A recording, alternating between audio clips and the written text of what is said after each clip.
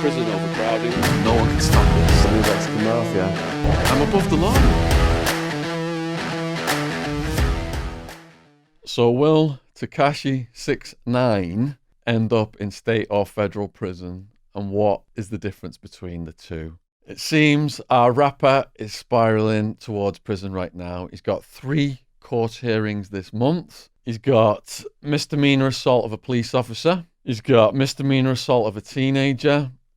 And on October 26, possible sentencing in Manhattan, stemming from the 2015 case for use of a child in a sexual performance. In my previous video on 6ix9ine, what he'd done was a 13-year-old was giving a guy oral sex naked. Tekashi was behind her, simulating sex, spanking her behind, and then he went and put that on Instagram. What a criminal genius. So, federal is when you are getting prosecuted by the US federal government. The FBI is a division of the US federal government, and they raided his house that he hadn't been in for weeks and found a gun. So this is how he could possibly serve federal prison time. All these other cases are state. I got some details here of the one with the police officer. On May 20th, he parked illegally in front of a fire hydrant while allegedly driving with a suspended license. As a result, he was charged with 2 misdemeanors, operating a vehicle without a license and facilitating aggravated unlicensed operation of a motor vehicle. Now, what happens next with the cop sounds really petty. It's like they've just fabricated this charge. The next morning, at the precinct of New York PD in Brooklyn, 6ix9ine was charged with 5 more crimes after an incident with a police officer. What allegedly transpired is he was instructed to take off his already unlocked handcuffs, but refused to do so. He then allegedly grabbed and squeezed the officer's hand against his handcuffs to keep the officer from taking them off, and refused to let go despite repeated requests by the officer to do so. The incident caused the officer to suffer swelling and redness to his fingers and to suffer substantial pain, to fear further physical injury. So this tiny little kid and some big old cop, assuming, has got the rapper in handcuffs, and he's not even released out the handcuffs, and this policeman's saying he's assaulting him. So this just does not make any sense whatsoever. He's now facing 4 misdemeanor charges stemming from the incident: 3rd-degree assault, 3rd-degree attempted assault, 3rd-degree menacing, and 2nd-degree obstructing governmental administration. It seems like they've really got it in for this guy to be charging him with that. A kid in handcuffs attacking a cop. Come on now, get real. Now, his state crimes are acts committed within the state lines. This is how you often end up in the state prison. For federal crimes, usually it's stuff that goes over state lines, especially when it comes to drug offenses, because my former drug supplier out of LA, he was actually arrested sending drugs across state lines. So whereas I did state time in Arizona, he did federal time starting out in Lompoc Prison, California.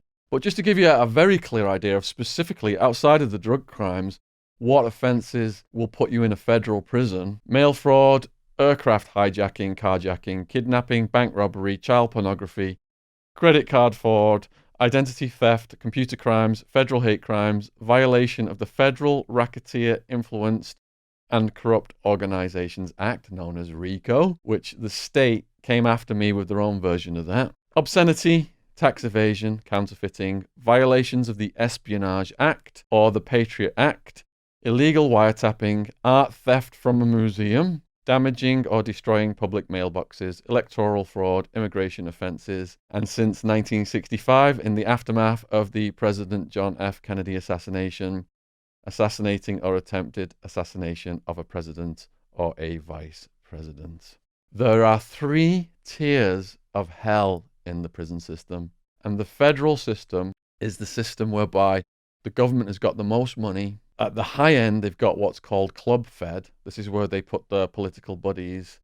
You see these high-profile political pedophiles have got these high-priced lawyers. They get low sentences, and they get sent over to the club fed side of the federal prison system, But at the lower end, I was reading a book last night about a guy in the feds, and he was talking about the gangs and the drugs and all this kind of stuff. You do have a lot of the drug gang culture that you see in the state prisons, but it's not as intense. In the state system, you would be on remand unsentenced first, and that is the worst possible part of the state incarceration system. That is the lowest level of the hells, because in the state jail, where all the people are coming in newly arrested, people are high, people are drunk, people have been tasered by the cops, people have been in fights, there's homeless people coming in.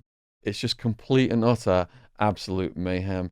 You get sardined into a series of cells in intake, fights are breaking out, there's blood splattered on the walls, guards are coming in and out. In Arizona, if they wanted to get you for misbehaving, they would drag you out, the guards, and put you in this chair, a restraint chair that looked like a medieval torture device.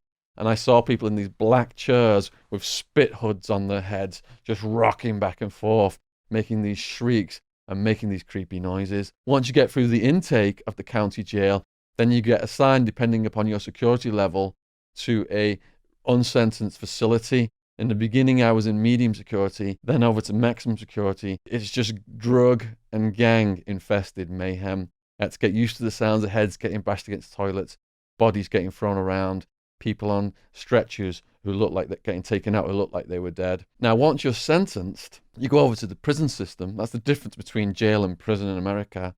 And in prison, everybody knows everybody. People aren't coming in and out like they are in the remand jails, but it is mostly people with addiction issues, 90% shooting up heroin and crystal meth in the state prison system and in the state jail system. In the federal system, I wrote a book about the Medellin cartel, and Carlos Leda and the leaders of the Cali cartel, they're in the federal system. And Carlos Leda, when he was earlier on in the federal system, he wrote that that's how he learned money laundering from bankers. Pilots taught him how to navigate his routes.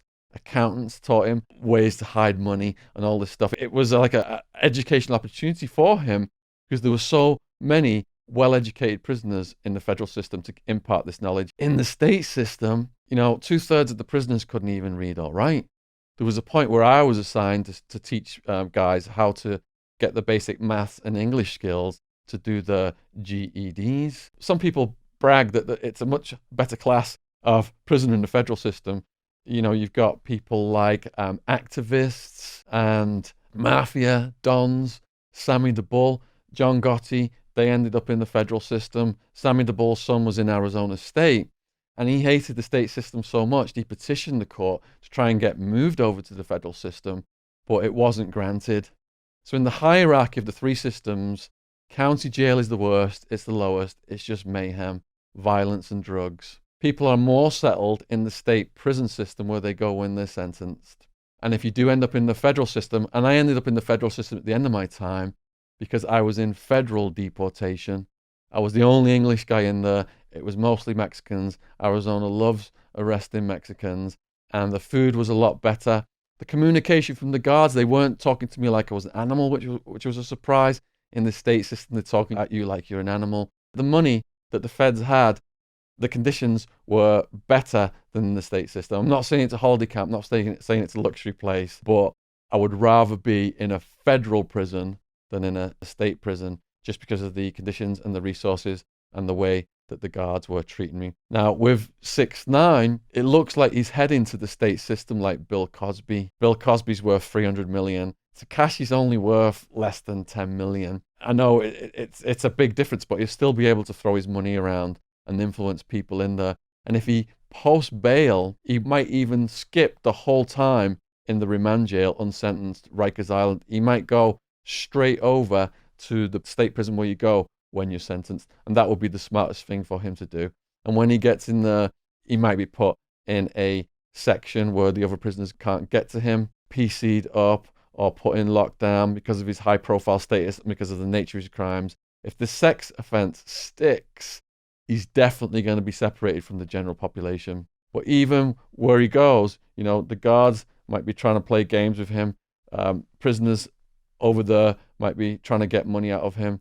Because of his high profile status, he's still going to be in for a rough ride if he goes in there with a sex offence. Anyone going in with a sex offence where I was housed, it was KOS, kill on sight. So I hope this video has explained to you potentially what could happen to 6ix9ine and what the differences are between the state and the federal prison systems. If you've got any more questions, put them in the comments. My subs are almost at 100,000 now. Appreciate everybody following the channel.